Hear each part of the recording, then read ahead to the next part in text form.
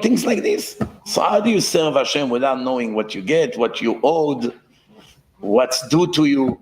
You don't care. You just do whatever, that's it. Still gets reward. But maybe Hashem would say, I paid you in this world. It depends. All right. It's all depend if you're righteous or wicked.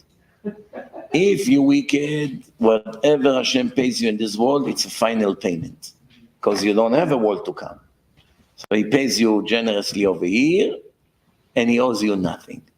But if you're righteous, he will still reimburse you for what you put to do what's right. But the spiritual eternal reward is waiting for eternity. So you make here and there. But the question is, what happened? That's if he gave you exactly what you paid.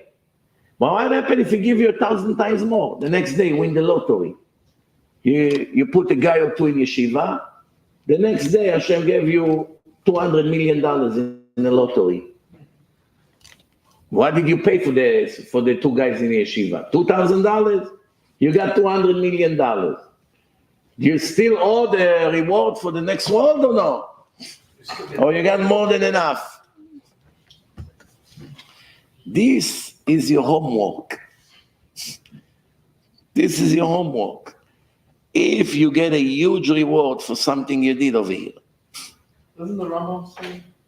Rambam says that there are people who lose their reward. There are people that do a few things and God paid them in this world because of the few good things that they did. That's what I just said. It's not a Rambam. It's the end of Parashat Vayetchanan. The last 3 verses on Parashat Vayetchanan is that Hashem pays the righteous later. It delays the reward for 1,000 generations and pay the wicked cash to their face to get rid of them. I will not delay the reward of the wicked. I will pay them instantly to get rid of them. משלם לרשע אל פניו להעבידו. To wipe him out. It's a clear verse in the Torah. By the way, if you're clever, this verse is, you're not allowed to compare verses in the Torah because every word there is divine. Don't get the wrong impression here. But this is one of the most influential verses in the Torah. If you clever, if this verse would not be in the Torah, we would be in a very big problem when it comes to faith.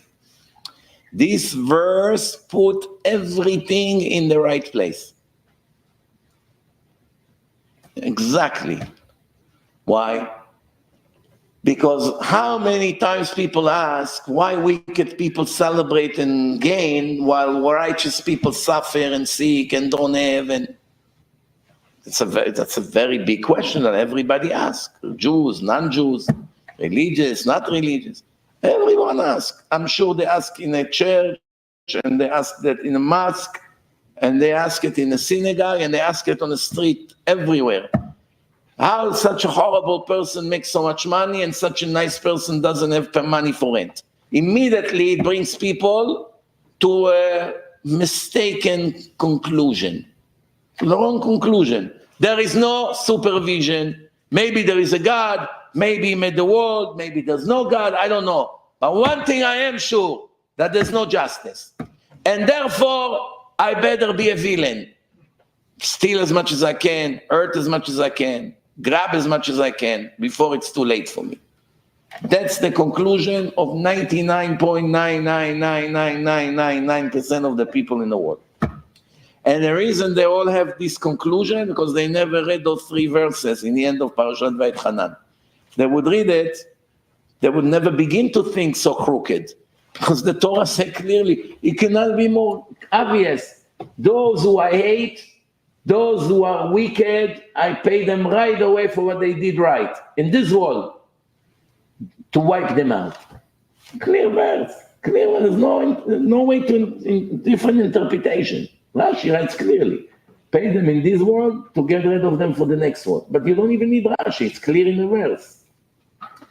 However, to the righteous, I delay the reward. Delay to when? To Christmas time? To when? Delay to when? I don't see any righteous get his reward. Learning Torah 50 years, what is he? Still driving an electric bike. I don't. Where is the Bentley? Where is the house on a shore of Great Neck? Where is the nice boat? Where is the steaks? Where is the nice delicious fish? Where is the 5 maids? Where is the private jet? Where are all these things? Look, all his life reading, enjoying, reading, but come on, where is the reward? If the learning of Torah, it's the highest value, every learner should have been Donald Trump multiplied by 1,000,000 financially.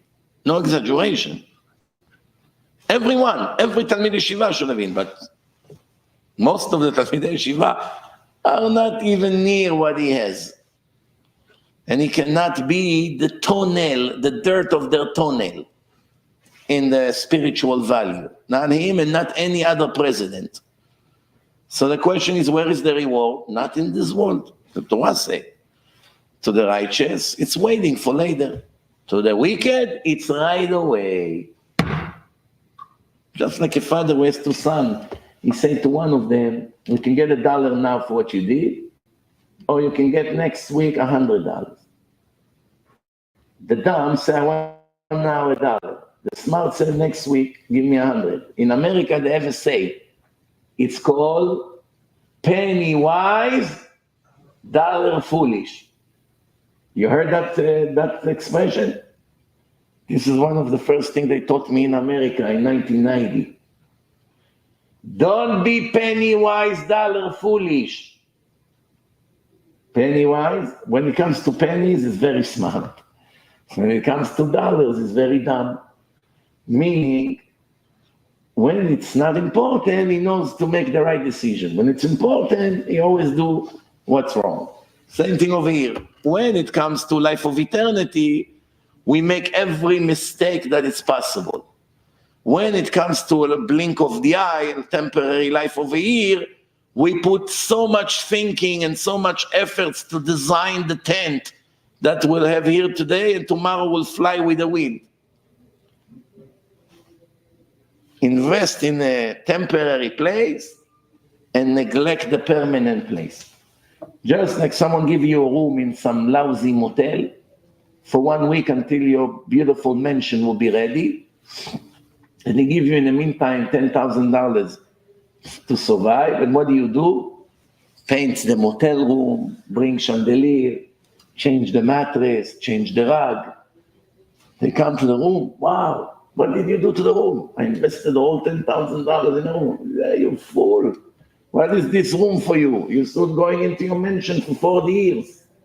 This is what you burn your money on this temporary motel room? That's the point of life. Invest all his efforts in this stupid world, and in the end, he comes to the next world naked. Zero. No rewards, no merit. Be'ezrat Hashem will be wise. We will always make the right choices. It's not easy, but if we learn Torah daily, slowly, our computer will adjust correctly and will choose always what's right.